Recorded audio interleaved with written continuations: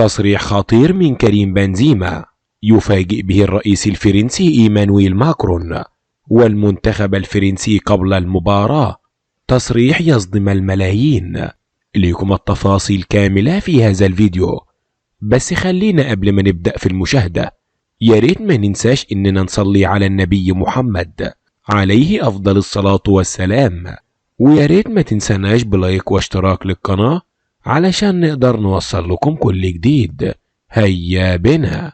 رفض كريم بنزيما طلب الرئيس الفرنسي إيمانويل ماكرون بمرافقته إلى قطر لتشجيع المنتخب في نهائي كأس العالم ضد الأرجنتين، ويأتي ذلك بعد الجدل الذي حدث خلال الساعات الماضية بسبب ردود مدرب منتخب فرنسا على الصحفيين حول بنزيما والرسائل التي وجهها للاعب.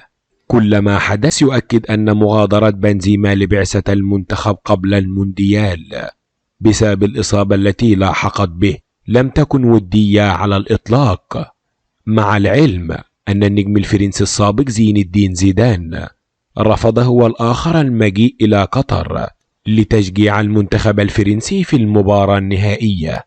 وبكده يبقى انتهينا من الفيديو. وإن أتممت المشاهدة فياريت ما تنساناش بلايك واشتراك للقناة علشان نقدر نوصل لكم كل جديد.